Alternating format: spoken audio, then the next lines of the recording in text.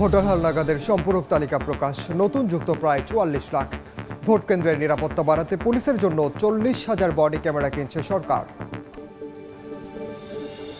স্থায়ী ক্যাম্পাসের দাবিতে রবীন্দ্র বিশ্ববিদ্যালয় শিক্ষার্থীদের উত্তরবঙ্গ ব্লকেট। সিরাজগঞ্জের হাটিকুণ্ডুলে যান চলাচল বন্ধ। আবার অশান্ত পাহাড়, আঞ্চলিক সংগঠনগুলোর মধ্যে ৯ মাসে ৫৯ বার গোলাগুলি, নিহত ২৪। আতঙ্কে পাহাড়ি বাঙালিরা, আধিপত্য বিস্তার ও মতাদর্শিক দ্বন্দ্বেই কারণ। এবং রাজধানী সহ সারা দেশে টিসিবির পণ্য বিক্রি শুরু, সাশ্রয় মূল্যে মিলছে ডাল, তেল, চিনি। ফ্যামিলি কার্ডধারীদের পাশাপাশি কিনতে পারছেন ভোক্তারাও।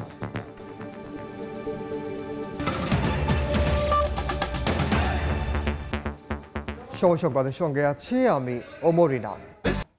সারা দেশে ভোটার তালিকা হালনাগাদের সম্পূরক তালিকা প্রকাশ করেছে নির্বাচন কমিশন। ভোটাররা আপত্তি জানাতে পারবেন ২১ আগস্ট পর্যন্ত। কমিশন সূত্র বলছে, সম্পূরক এই তালিকা দাবি আপত্তি শেষে চূড়ান্ত হবে ৩১ আগস্ট। পরবর্তীতে তফসিলের ১ মাস আগে ৩১ অক্টোবরের মধ্যে যাদের বয়স ১৮ হবে তাদেরকে ভোটার তালিকায় অন্তর্ভুক্ত করে চূড়ান্ত ভোটার তালিকা প্রকাশ করবে ইসি। সবশেষ তালিকা অনুযায়ী দেশে ভোটার সংখ্যা ১২,৩৭,০০,০০০-এর বেশি। একই সঙ্গে আজই শেষ হচ্ছে সংসদীয় আসনের সীমানা নির্ধারণে আপিলের শেষ সময়। এছাড়া দেশীয় পর্যবেক্ষকদের নিবন্ধনের আবেদনের শেষ সময় আজ।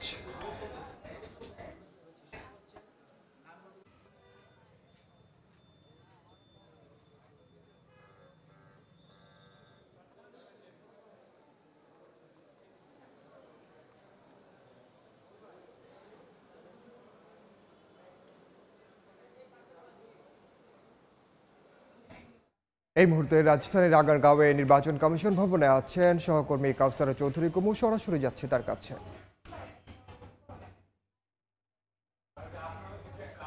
খসড়া প্রকাশ করেছে আজ, মানে বাড়ি বাড়ি গিয়ে যেসব বাদ পড়া ভোটার ছিল সেসব ভোটার তালিকার যে সম্পূরক তালিকা, সেই সম্পূরক তালিকা প্রকাশ করেছে নির্বাচন কমিশন। যদিও ২রা মার্চ প্রথমেই এই বছরের যে ভোটার তালিকা সেটি প্রকাশ করা হয়েছিল। এরপরে বাড়ি বাড়ি গিয়ে হালনাগাদ করে নির্বাচন কমিশন। বিশেষ করে যারা বাদ পড়েছিল, যারা অতীতে ভোটার হয়নি, ১৮ বছর বয়স হওয়া সত্ত্বেও যারা ভোটার হননি এবং অনেক আগে যারা ১৮ বছর পার করেছেন তারাও ভোটার হননি, এসব মানুষের বিশেষ করে তালিকা বাড়ি বাড়ি গিয়ে তাদের সম্পৃক্ত করেছে এবং সম্পূরক তালিকা হিসেবে সেই তালিকা প্রকাশ করলো নির্বাচন কমিশন।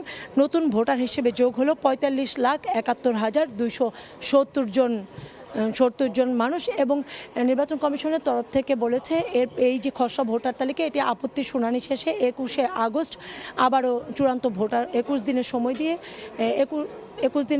২১ আগস্ট আবার চূড়ান্ত ভোটার তালিকা নির্ধারণ করা হবে, মানে ৩১ আগস্ট ২১ দিন সময় দিয়ে।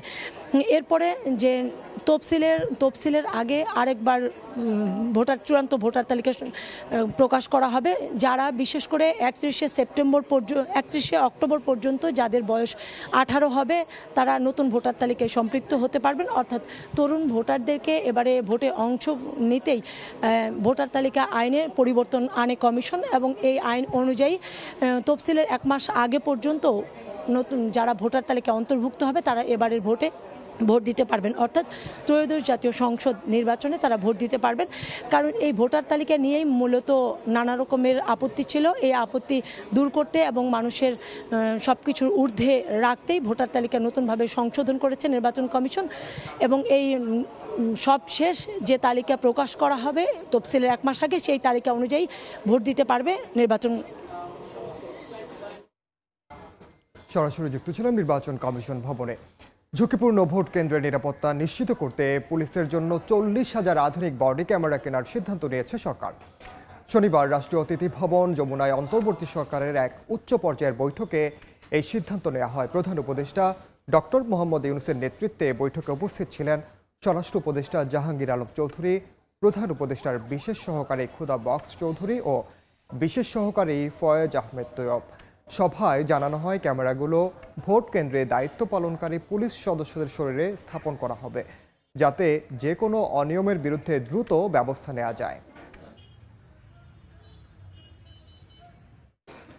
জুলাই আন্দোলনে গুরুত্বপূর্ণ অবদান রাখেন প্রবাসীরা। তাদের রেমিট্যান্স শাটডাউন কর্মসূচিতে চাপে পড়ে শেখ হাসিনার সরকার। মধ্যপ্রাচ্যের রাজপথে প্রতিবাদ জানিয়ে গ্রেফতার হন অনেকে। 1 বছর পার হলেও সংযুক্ত আরব আমিরাতের কারাগারে এখনও বন্দী 26 বাংলাদেশি। ফিরে আসা প্রবাসীদের অভিযোগ, বারবার যোগাযোগ করার পরও বন্দীদের মুক্ত করতে যথাযথ উদ্যোগ নেয়নি সংশ্লিষ্ট মন্ত্রণালয়। মিজানুর রহমান মিন্টু ও শেখ নুরুল ইসলামের ক্যামেরায় বিস্তারিত জুম্মান সাদিক জ্যাভলিনের রিপোর্টে।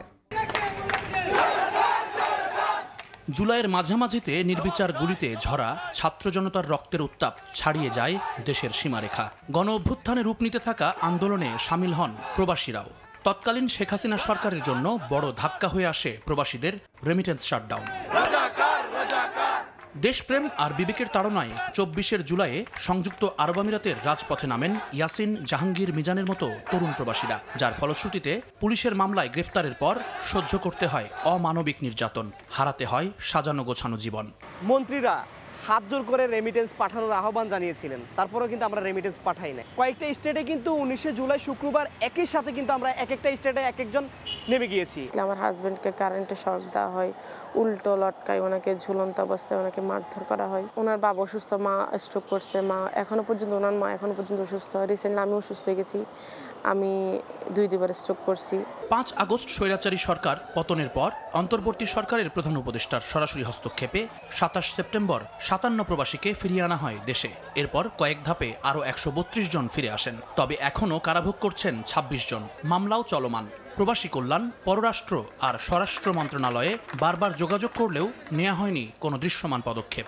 আমরা তো সব মিনিস্ট্রিতে ঘুরতেছি, একাধিকবার স্মারকলিপি দেওয়া, এই করা সেই করা, মিটিং করা, যেহেতু কোনো ফলাফল হচ্ছে না, যাতে ডক্টর মোহাম্মদ ইউনূস স্যার ওনার ব্যক্তিগত প্রচেষ্টাই হচ্ছে যে 26 জন ভাইকে মুক্ত করে আনেন, সেই সাথে যাতে এই মামলাটি ওই দেশে বন্ধ করে দেন। অনিশ্চিত নিয়তিকে উপেক্ষা করে যারা ঝুঁকি নিয়ে সেদিন আন্দোলনে নেমেছিলেন, তাদের আক্ষেপ আছে, স্বীকৃতি নিয়েও প্রত্যাশা অন্তত স্বাভাবিক জীবনে ফিরতে প্রয়োজনীয় উদ্যোগ নেবে অন্তর্বর্তী সরকার। আজকে সরকার পতন না হলে ভাই আমাদের জেলে পচে মরতে হতো। আমরা শুধু একটা সম্মাননা সনদ পেয়েছি, আমার ক্যারিয়ার ধ্বংস, আমার লাইফ ধ্বংস। বিশেষজ্ঞরা বলছেন 71-এর মুক্তিযুদ্ধ থেকে 24-এর গণ অভ্যুত্থান প্রবাসীদের অবদানের ন্যূনতম প্রতিদান দিতে ব্যর্থ বিভিন্ন সময় ক্ষমতায় থাকা সরকার।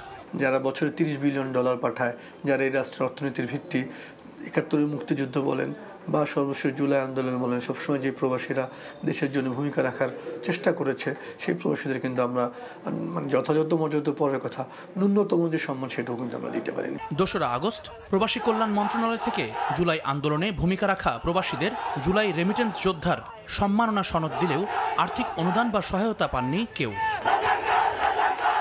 জুম্মান সাদিক জ্যাভলিন, সময় সংবাদ, ঢাকা। এই মুহূর্তে হাইকোর্টে আছেন সহকর্মী আতাউর কাউসার, সরাসরি যাচ্ছে তার কাছে।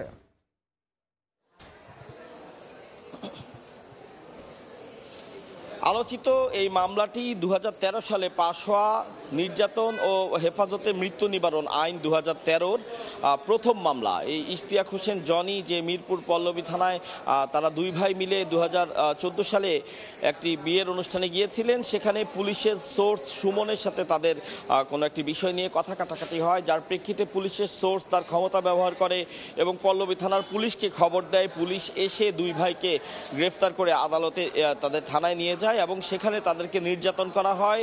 নির্যাতনে এক পর্যায়ে ইশতিয়াক হোসেন জনি মৃত্যুবরণ করেন। এই যে বিষয়টি আমি বলছিলাম, এই প্রত্যেকটি বিষয় মামলার যে বিবরণী, সেই বিবরণী থেকে নেয়া। এই মামলাটি পরবর্তীতে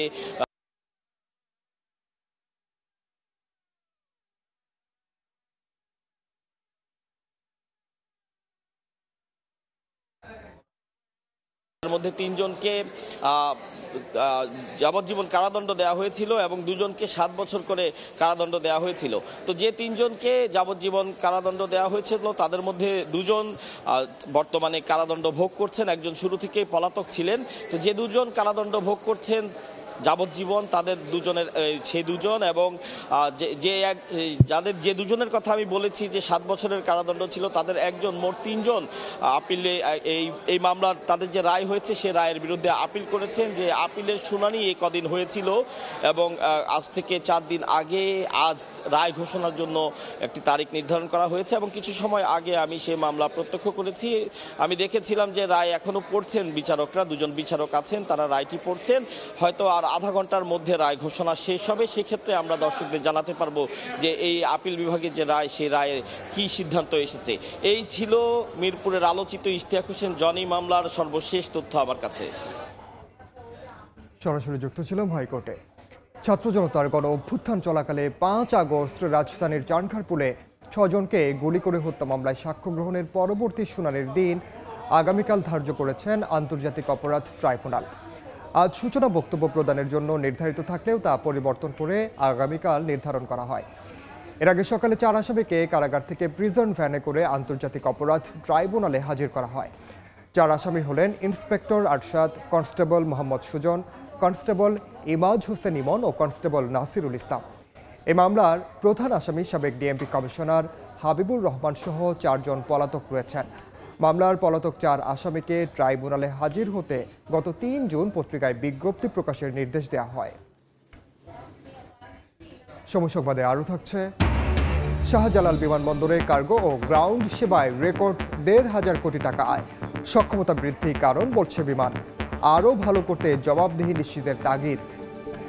বাসের দাবিতে রবীন্দ্র বিশ্ববিদ্যালয়ের শিক্ষার্থীরা উত্তরবঙ্গ ব্লকেট কর্মসূচি পালন করছেন। এই মুহূর্তে সিরাজগঞ্জের হাটিকুমরোলে আছেন সহকর্মী রিঙ্কু কুন্ডু। সরাসরি যাচ্ছি তার কাছে। স্থায়ী ক্যাম্পাস নির্মাণের দাবিতে আজকে সকাল 11টা থেকে উত্তরবঙ্গের যে প্রবেশদ্বার রয়েছে হাটিকুমরোল গোল চত্বর মহাসড়কে অবস্থান নিয়ে তারা কিন্তু বিক্ষোভ করছে এবং এই যে অবরোধের কারণে আমরা দেখেছি যে মহাসড়কের যে যান চলাচল অর্থাৎ উত্তরবঙ্গের সাথে যে ঢাকার যে যান চলাচল সেটি কিন্তু বন্ধ রয়েছে এবং মহাসড়কের দুই পাশে আমরা দেখেছি বিপুল সংখ্যক যানবাহনের বা যানজটের আসলে সৃষ্টি হয়েছে এবং শিক্ষার্থীরা যেটি বলছে যে তাদের যে দাবি অর্থাৎ বিশ্ববিদ্যালয়ের যে প্রতিষ্ঠান 9 বছর হয়ে গেলেও কিন্তু আসলে এখনো তারা স্থায়ী ক্যাম্পাস পায়নি। তারা ভাড়া ক্যাম্পাসে বা ভাড়া বাড়িতে যে একাডেমিক এবং প্রশাসনিক কার্যক্রম আসলে তাদের চালাতে হচ্ছে, যে কারণে তারা স্থায়ী ক্যাম্পাস নির্মাণের দাবিতে বেশ কিছুদিন যাবত বিভিন্ন কর্মসূচি আসলে তারা পালন করছিল এবং আজকে সেই যে আজকে সকাল 11টা থেকে কিন্তু আমরা যেটি দেখছি সকাল 11টা থেকে কিন্তু অবস্থান নিয়ে কিন্তু তারা বিক্ষোভ করছে এবং তাদের যে দাবি সেটি তারা যেটি বলছে যে তাদের যে দাবি অর্থাৎ তাদের যে নিজস্ব ক্যাম্পাস অর্থাৎ স্থায়ী ক্যাম্পাস নির্মাণের দাবিতে তারা আসলে এই আন্দোলনে নেমেছে এবং সেটির যতক্ষণ পর্যন্ত তারা আশ্বস্ত না হবেন ততক্ষণ পর্যন্ত সেই আন্দোলনটি চালিয়ে যাবে। বিভিন্ন ধাপে ধাপে বিভিন্ন কর্মসূচি কিন্তু আমরা দেখেছি বেশ কিছুদিন যাবত তারা কিন্তু পালন করছে। তারা মহাসড়কের উপরে প্রতীকী ক্লাস করে বিক্ষোভ করেছে। তো আজকে এই সকালে 11টা থেকে আমরা দেখেছি যে এই যে অবস্থান কর্মসূচি অর্থাৎ মহাসড়ক অবরোধ করে তাদের যে অবস্থান কর্মসূচি সেটি কিন্তু চলছে। এর জন্য আমরা দেখেছি যে উত্তরবঙ্গের সাথে ঢাকার যে যোগাযোগ সেটি কিন্তু আসলে বন্ধ হয়ে গেছে এবং মহাসড়কের দুই পাশে দীর্ঘ যানজটের সৃষ্টি হয়েছে, দীর্ঘ যানবাহনের সারি আমরা সেটা আসলে দেখতে পাচ্ছি। তো এক কথা বলা যায় যে এই যে শিক্ষার্থীরা যেটি দাবি করছে যে তাদের যে নিজস্ব ক্যাম্পাস না থাকা, তাদের ক্লাসরুম সহ লাইব্রেরি বিভিন্ন সমস্যা তারা সম্মুখীন হচ্ছে এবং তারা বাধ্য হয়ে সেই আন্দোলন নেমেছেন বলে জানিয়েছে শিক্ষার্থীরা। এবং এই যে শিক্ষার্থীদের যে আন্দোলন সেটির সাথে শিক্ষক কর্মচারী সকলে কিছু সমর্থন জানিয়েছে। তো এই ছিল সিরাজগঞ্জ মহাসড়ক থেকে আমার কাছে অবরোধের সবশেষ খবর। সরাসরি যুক্ত ছিলাম সিরাজগঞ্জের হাটিকুমরোলে। ঢাকা বিশ্ববিদ্যালয়ের হলে ছাত্র রাজনীতি থাকবে কিনা সে বিষয়ে মতামত নিতে ক্রিয়াশীল ছাত্র সংগঠনগুলোর সঙ্গে বৈঠকে বসছে বিশ্ববিদ্যালয় প্রশাসন। বিকেলে বৈঠক হওয়ার কথা রয়েছে। এর আগে শুক্রবার রাতে হলে ছাত্র রাজনীতি নিষিদ্ধের দাবিতে রাজু ভাস্কর্যের সামনে বিক্ষোভ করেন শিক্ষার্থীরা। শিক্ষার্থীদের তোপের মুখে মৌখিকভাবে হলে রাজনীতি নিষিদ্ধের কথা জানান উপাচার্য ডক্টর নিয়াজ আহমেদ খান। এ নিয়ে শনিবার প্রভোস্ট স্ট্যান্ডিং কমিটির সঙ্গে উপাচার্যের মিটিং হলেও কোনো সিদ্ধান্ত হয়নি। হলে ছাত্র রাজনীতির পক্ষে ছাত্রদল ও বামপন্থী সংগঠন, বিপক্ষে অবস্থান নিয়েছে ছাত্র শিবির। সারা দেশে টিসিবির পণ্য বিক্রি কার্যক্রম চলছে। ফ্যামিলি কার্ডের পাশাপাশি ট্রাক থেকেও পণ্য কিনতে পারছেন ভোক্তারা। বিস্তারিত জানাতে এই মুহূর্তে রাজধানীর কারওয়ান বাজারে আছেন সহকর্মী সাদিক ইমন। সরাসরি যাচ্ছে তার কাছে।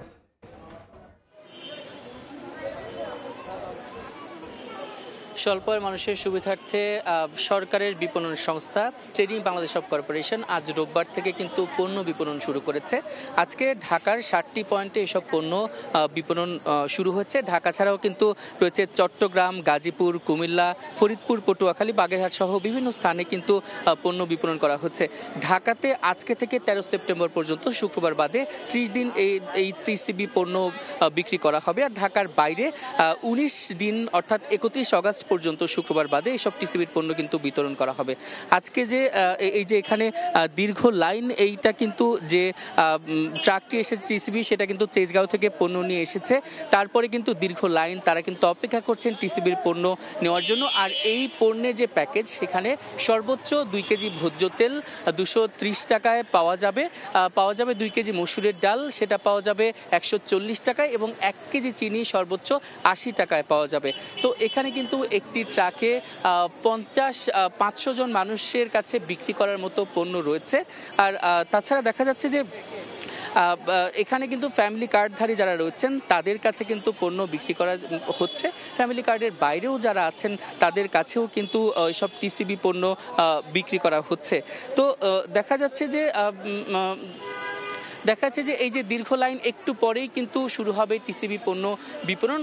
ইতোমধ্যে তারা প্রস্তুতি গ্রহণ করছেন। তো কিছুক্ষণের মধ্যেই এসব যারা ভোক্তারা রয়েছেন তাদের হাতে কিন্তু টিসিবি পণ্য তুলে দেওয়া হবে। তো রাজধানীর কারওয়ান বাজারে টিসিবি পণ্য বিপণনের এখান থেকে এই ছিল আমার কাছে সর্বশেষ। সরাসরি যুক্ত ছিলাম রাজধানীর কারওয়ান বাজারে। আবারও অশান্ত হচ্ছে পাহাড়, প্রায়ই ঘটছে আঞ্চলিক সংগঠনগুলোর মধ্যে গোলাগুলির ঘটনা। পরিসংখ্যান বলছে পার্বত্য চট্টগ্রামের বিভিন্ন দল উপদলের সংঘর্ষে 9 মাসে প্রাণ হারিয়েছেন 24 জন। আইন শৃঙ্খলা বাহিনী বলছে আধিপত্য বিস্তার, আর্থিক নিয়ন্ত্রণ আর মতাদর্শিক দ্বন্দ্ব থেকে সংঘাতে জড়াচ্ছে আঞ্চলিক সংগঠনগুলো। রাঙামাটি থেকে ফিরে ওমর ফারুকের ছবিতে ফারুক ভূঁইয়া রবিনের রিপোর্ট।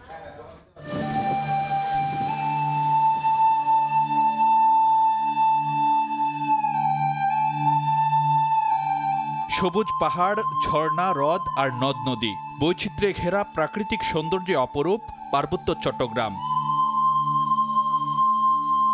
তবে দুর্গম আর জটিল ভূগঠনের সুযোগে নয়নাভিরাম এ পাহাড়ি অঞ্চল এখন অনেকের কাছে অপরাধের অবাধ বিচরণ কেন্দ্র, যার জেরে ঘটছে আঞ্চলিক বিভিন্ন সংগঠন দল উপদলের দ্বন্দ্বের সূত্রপাত। 1997 সালে পার্বত্য শান্তি চুক্তি নিয়ে বিরোধের জেরে ভাঙন দেখা দেয় সন্তুলারমার জেএসএসে, গড়ে ওঠে ইউপিডিএফ। পরে দুই সংগঠনেই ফের ভাঙন, পাহাড়ের বুকে জন্ম নেয় জেএসএস সংস্কার ও ইউপিডিএফ গণতান্ত্রিক নামে আরও দুটি সংগঠন। এছাড়াও তৎপরতা রয়েছে কেএনএফ, এমএনপি ও এএলপি নামে আরও কিছু দলের। আধিপত্য বিস্তার, স্থানীয় নিয়ন্ত্রণ সহ নানা ইস্যুতে প্রায়ই নিজেদের মধ্যে সংঘাতে জড়াচ্ছে পার্বত্য চট্টগ্রামের আঞ্চলিক সংগঠনগুলো, যা হুমকি হয়ে দাঁড়াচ্ছে পার্বত্য এলাকার স্থিতিশীলতা ও জননিরাপত্তার ক্ষেত্রে। পরিসংখ্যান বলছে আঞ্চলিক সংগঠনগুলোর দ্বন্দ্বে গত 5 বছরে কেবল রাঙামাটিতেই নিহত হন 34 জন। আর গত আগস্ট থেকে এপ্রিল এই 9 মাসেই 3 পার্বত্য জেলায় আঞ্চলিক সংগঠনগুলোর গোলাগুলির ঘটনা ঘটেছে 59 বার, তাতে প্রাণ হারান 24 জন। শুধু তাই নয়, প্রতিপক্ষ সংগঠনে যুক্ত থাকতে পারেন কখনো কখনো এমন সন্দেহেও নিশানা করা হচ্ছে অনেক পাহাড়িকে। এমনই এক ঘটনার কথা জানাচ্ছিলেন কিছুদিন আগে গুলিতে আহত পাহাড়ের এই বাসিন্দা। তারা ডাকছিল কয়েকবার, আমি গেছিলাম না যাইয়ে কারণে আমার মারি চলে গেছে। সংঘাতময় পরিস্থিতি আতঙ্ক ছড়াচ্ছে পাহাড়ি বাঙালি উভয়ের মধ্যেই। যখন ওরা মারামারি করে তখন কিন্তু আমাদের উপর একটা প্রভাব পড়ে যায়। ওইখানে 2 গ্রুপ আছে, তো টাকা মিলে না দেখে দ্বন্দ্ব হয়। আঞ্চলিক সংগঠনগুলোর এসব সংঘাতের নেপথ্যে কি কারণ, এসব নিয়ে সময় সংবাদের কথা হয় একটি সংগঠন ছেড়ে আসা কয়েকজন সদস্যের সঙ্গে। কেউ কাউকে ছাড় দিচ্ছে না, অর্থাৎ আপনার জায়গাতে আমি ঢুকতে পারবো না, আমার জায়গাতে আপনি ঢুকতে পারবেন না। মাঠ প্রশাসনের শীর্ষ কর্মকর্তারা অবশ্য বলছেন, চ্যালেঞ্জ থাকলেও সম্মিলিত প্রচেষ্টায় নিয়ন্ত্রণে রাখা হচ্ছে পরিস্থিতি। বিভিন্ন শ্রেণীর দ্বন্দ্ব এটা আছে, অর্থনৈতিক কারবারগুলো আছে এখানে। পুলিশ, বাংলাদেশ সেনাবাহিনী, বিজিবি, আনসার সহ বিভিন্ন বাহিনী, আমরা যৌথ উপায়ে সমস্যার সমাধান খুঁজি। আইন শৃঙ্খলা বাহিনী বলছে, অপরাধে জড়িতদের আইনের আওতায় এনে পাহাড় শান্ত রাখাই মূল লক্ষ্য। ফারুক ভূঁইয়া, রবিন, সময় সংবাদ, রাঙামাটি। স্বাস্থ্য খাত সংস্কারে 3 দফা দাবিতে বরিশালে ব্লকেট কর্মসূচি পালন করছেন ছাত্র জনতা। এই মুহূর্তে নথুল্লাবাদ বাস টার্মিনালে আছেন সহকর্মী অপূর্ব, সরাসরি যাচ্ছে তার কাছে। বরিশাল শেরেবাংলা মেডিকেল কলেজ হাসপাতাল সহ স্বাস্থ্য খাতের অব্যবস্থাপনা নিয়ে, অনিয়ম দুর্নীতি নিয়ে আজকে 3 দফা দাবিতে বরিশালের ব্লকেট কর্মসূচি চালাচ্ছে এখানকার শিক্ষার্থীরা। কার্যত 14 দিনে গড়ালো এই আন্দোলন। প্রতিবাদে উত্তাল হয়েছে বরিশালের রাজপথ। বরিশাল শহরের নতুল্লাবাদ বাস টার্মিনাল এলাকায় এই মুহূর্তে তারা আন্দোলন কর্মসূচি চালাচ্ছে। এখানকার শিক্ষার্থীরা তারা বলছেন যে বরিশাল শেরেবাংলা মেডিকেল কলেজে দীর্ঘ বছর পর্যন্ত যুগের পর যুগ ধরে সেখানে কাঙ্ক্ষিত স্বাস্থ্যসেবা নিশ্চিত হয়নি। সেই সাথে সাথে সারা দেশেরই স্বাস্থ্যসেবার অব্যবস্থাপনা, অনিয়ম, দুর্নীতিতে জর্জরিত রয়েছে। বিশেষ করে অবকাঠামো, অপর্যাপ্ত জনবলের না থাকারই তারা এখানে অভিযোগ করেছেন এবং সেই আন্দোলন চালাচ্ছে আজ থেকে 13 দিন আগে। আজকে নিয়ে 14 দিনে পড়লো এবং আজকে চতুর্থ দিনের মতন ব্লকেট কর্মসূচি চালাচ্ছে তারা। এই ব্লকেট কর্মসূচির কারণে এখান থেকে কোন ধরনের যান চলাচল করতে পারছে না, ফলে এক ধরনের ভোগান্তিও তৈরি হয়েছে সাধারণ মানুষের। যদিও বা ভোগান্তি তৈরি হলেও মানুষ বলছে যে স্বাস্থ্য খাতের আমূল পরিবর্তন দরকার। এই 24-এর আন্দোলনের মধ্য দিয়ে যে প্রত্যাশিত বাংলাদেশ বিনির্মাণের কথা বলছিল শিক্ষার্থীরা, সেটি হয়নি অভিযোগ করছে এখানকার শিক্ষার্থীরা। তারা বলছেন যে যতক্ষণ না পর্যন্ত দাবি আদায় না হবে, বিশেষ করে 3 দফা দাবি, তারা এই দাবির মধ্যে অন্যতম একটি বড় এখন আকার যেটি ধারণ করছে স্বাস্থ্য উপদেষ্টাকে তারা বরিশালে দেখতে চাচ্ছেন। স্বাস্থ্য উপদেষ্টার আগমনের মধ্য দিয়ে এই যে অব্যবস্থাপনা, অনিয়ম, দুর্নীতি স্বাস্থ্য খাতের, সেটি প্রতিহত করতে হবে এবং আমূল পরিবর্তন আনতে হবে। সেই দাবিটি এখানকার শিক্ষার্থীরা, তারা যদি দাবি আদায় না হয় সেই ক্ষেত্রে বড় ধরনের কঠোর কর্মসূচি, ব্লকেট কর্মসূচি সারা দেশে ঘোষণা করবে এখানকার শিক্ষার্থীরা। তো বরিশালে ব্লকেট কর্মসূচি চলছে। আমার কাছে সবশেষ দুপুর পর্যন্ত এতটুকু খবর ছিল। সরাসরি যুক্ত ছিলাম বরিশালে।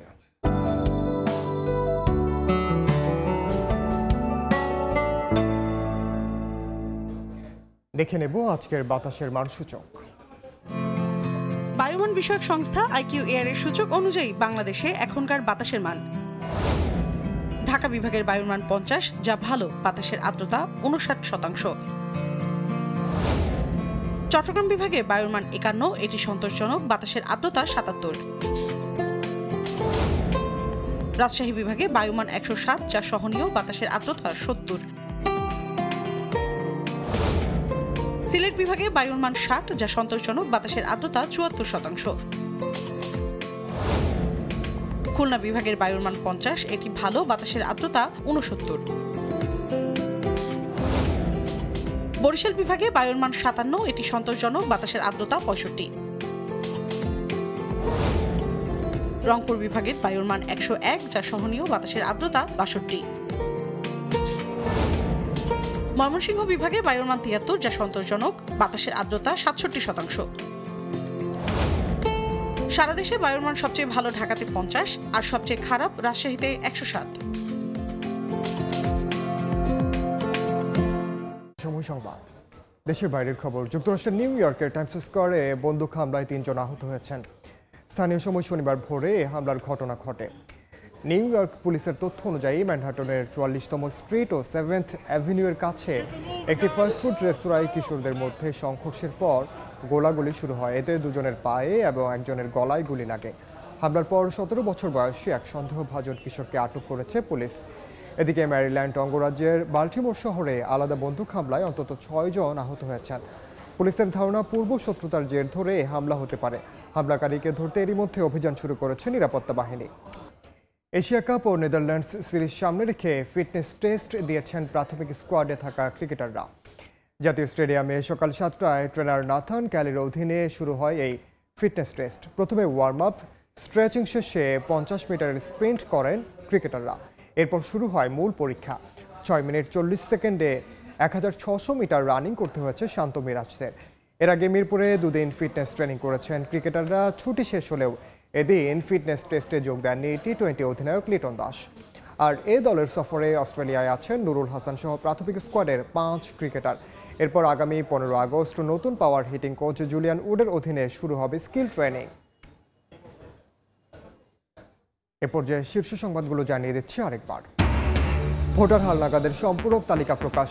নতুন যুক্ত 45,71,000। ভোট কেন্দ্রের নিরাপত্তা বাড়াতে পুলিশের জন্য 40,000 বডি ক্যামেরা কিনছে সরকার। পুলিশ হেফাজতে গাড়ি চালক জনি হত্যা মামলায় হাইকোর্টের রায় পড়া চলছে। 5 আগস্ট চারখারপুলে 6 হত্যা মামলার আসামিদের বিরুদ্ধে সাক্ষ্য গ্রহণকাল। এবং স্থায়ী ক্যাম্পাসের দাবিতে রবীন্দ্র বিশ্ববিদ্যালয় শিক্ষার্থীদের উত্তরবঙ্গ ব্লকেট। সিরাজগঞ্জের হাটি কুমরুলে যান চলাচল বন্ধ।